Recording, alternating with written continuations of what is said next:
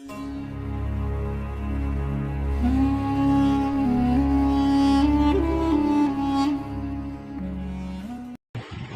فرماتا ہے اے ایمان والو بہت گمان کرنے سے بچو، اس لیے کہ بعض گمان گناہ ہوتے ہیں۔ گمان سمجھتے ہیں نا، گیس کرنا، صرف ایسی دور سے اٹکل پچھو مارنا کہ ہاں ایسا کیا ہوگا۔ آپ کہیں سے کسی کو نکلتے ہوئے دیکھے اور اپنے دماغ سے کوئی چیز بنا لیا، اسی کو بدگمانی کہتے ہیں۔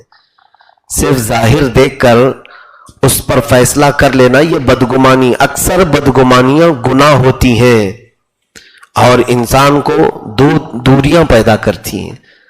بدگمانی کرنے والا خود ہی ایک بڑے عذاب میں مبتلا ہے، اور جس نے بدگمان کروایا وہ الگ لعنتوں میں ملوث ہے۔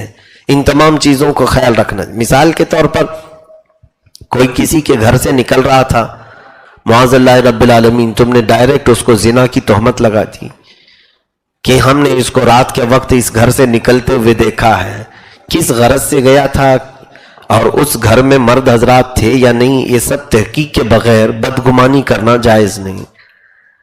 جیسے کہ حضرت شفیق بلخی رضی اللہ تعالیٰ عنہ اور حضرت جنید بغدادی رضی اللہ تعالیٰ عنہ، ان دونوں کے درمیان ایک مرتبہ ایسا معاملہ پیش آیا کہ حضرت شفیق بلخی، حضرت جنید نہیں، شفیق بلخی وہ کہتے ہیں کہ ایک بار میں دریائے دجلہ کے کنارے دیکھا ایک نوجوان اپنی گود میں ایک عورت کو سلایا ہے اور سامنے شراب کی بوتل رکھی ہوئی ہے اور دریائے دجلہ کے کنارے بیٹھا ہوا ہے۔ تو آپ نے کہا دل میں، کیا زمانہ آ گیا کہ لوگ علل اعلان برائیاں کر رہے ہیں۔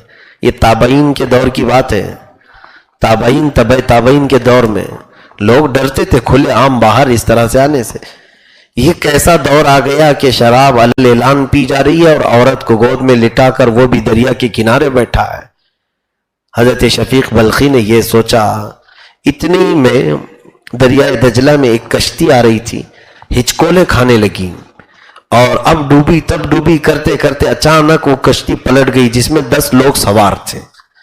تو جیسی وہ کشتی پلٹی لوگ ڈوبنے لگے اندر، تو یہ جو نوجوان بیٹھا تھا اس نے اس عورت کو سائیڈ میں سلایا اور اتر کر کے جلدی سے دریا میں چلا گیا، چھلانگ لگا دی اور جا کر کے وہ کھڑا رہا دور، اس کے پیر بھی نہیں اندر جاتے تھے، وہ پانی پر کھڑا تھا اور ایک ایک بندے کو اٹھاتا تھا اور باہر نکالتا تھا، ایک بندے کو ہاتھ میں یوں اٹھاتا تھا اور باہر نکالتا تھا۔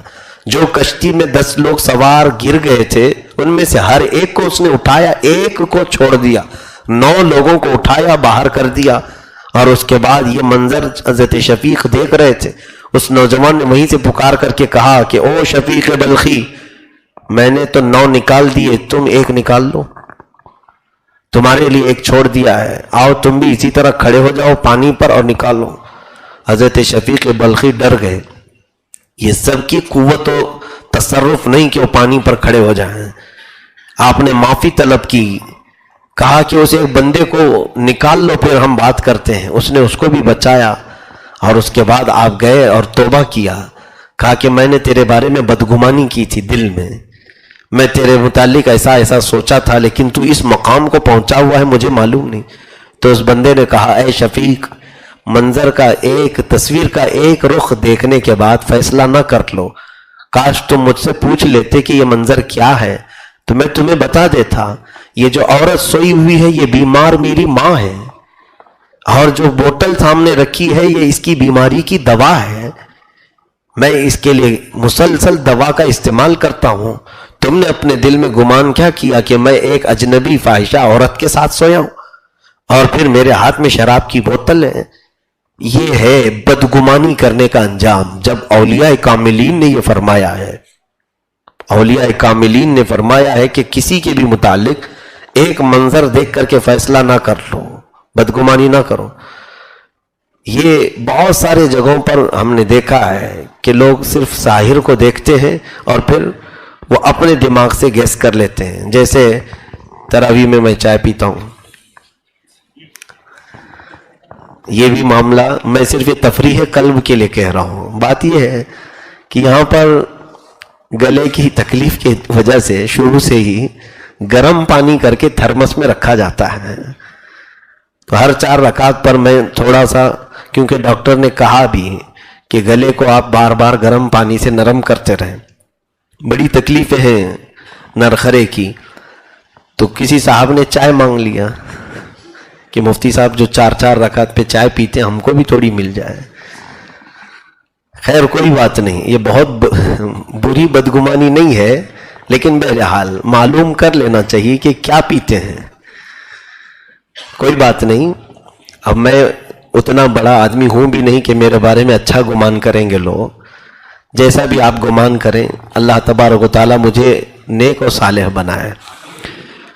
تو یہ بدگمانی کرنے کے جو عذابات ہیں وہ قرآن پاک سے اللہ تعالیٰ نے فرمایا. حضرت جنید بغدادی رضی اللہ تعالیٰ عنہ نے بھی، ان کی زندگی میں ایسا معاملہ پیش آیا کہ ایک بار وہ سو رہے تھے، ایک فقیر آیا جو ہٹا کٹا تھا، تندرست تھا. آپ نے اس کے متعلق بھی یہی سوچ لیا کہ اس کو کیا تکلیف ہے، کما کر کھاتا کیوں نہیں، لوگوں کے دروازے پر کھڑا مانگتا ہے.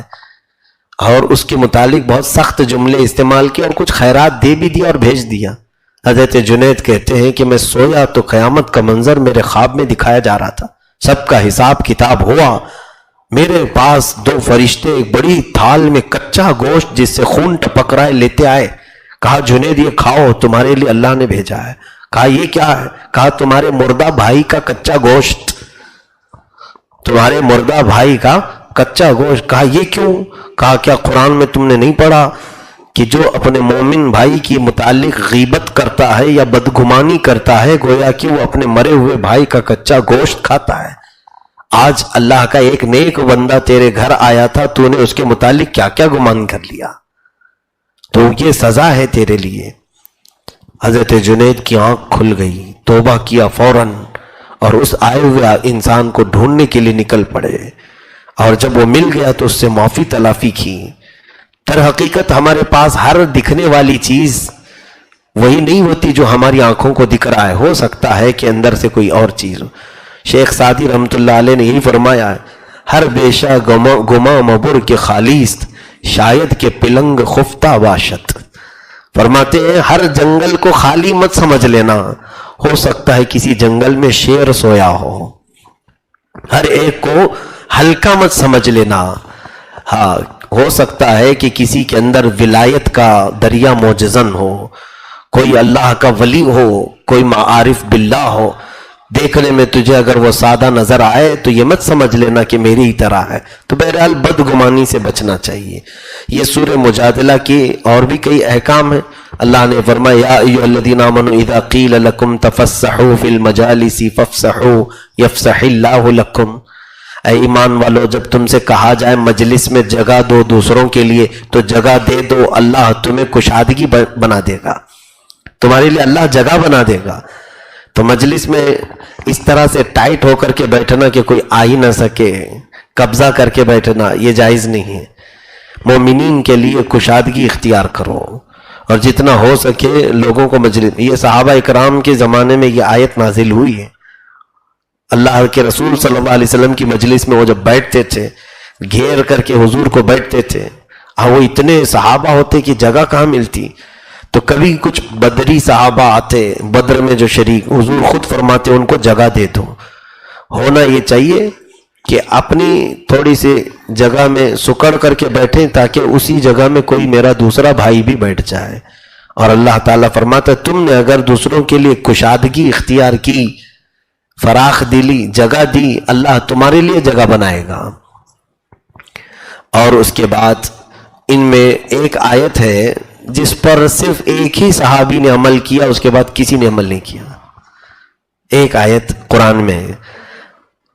ہوا یہ کہ جب حضور سے مسئلے پوچھتے تھے تو بہت سوالات ہوتے تھے، ہر ایک کا جواب حضور دیتے تھے، ان کا جواب، ان کا جواب، وقت بھی بہت چلتا تھا. رب تبارک و تعالیٰ کو اپنے محبوب کی یہ ادا ایسے کہ اللہ رب العزت کب گوارا کرے کہ میرا محبوب ان کے درمیان تھک جائے یا پریشان خاطر ہو. اللہ نے حکم نازل فرما دیا یا ایھا الذین آمنوا اذا ناجیتم الرسول فقدموا بین یدی نجواکم صدقہ.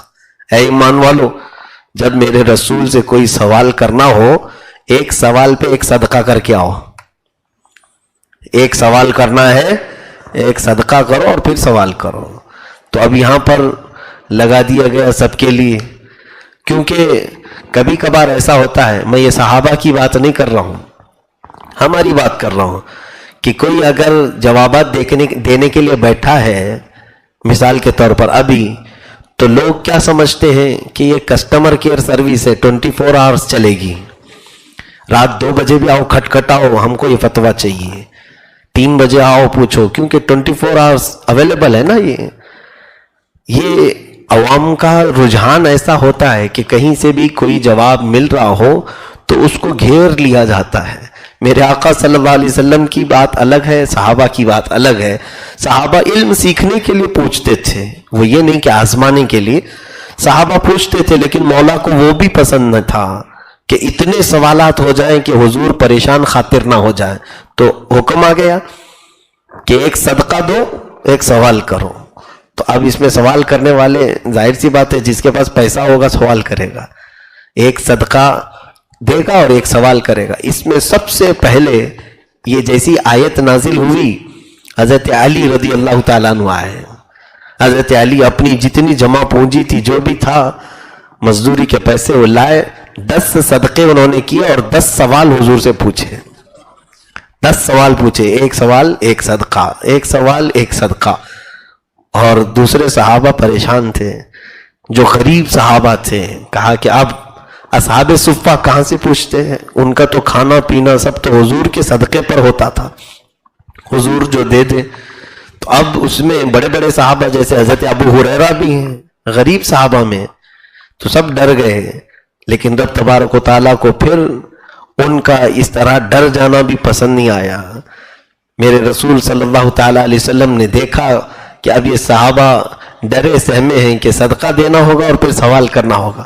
فوراً دوسری آیت نازل ہوئی، اَأَشْفَقْتُمْ أَن تُقَدِّمُوا بَيْنَ يَدَيْ نَجْوَاكُمْ صَدْقَةً فَإِذْ لَمْ تَفْعَلُوا وَتَابَ اللَّهُ عَلَيْكُمْ.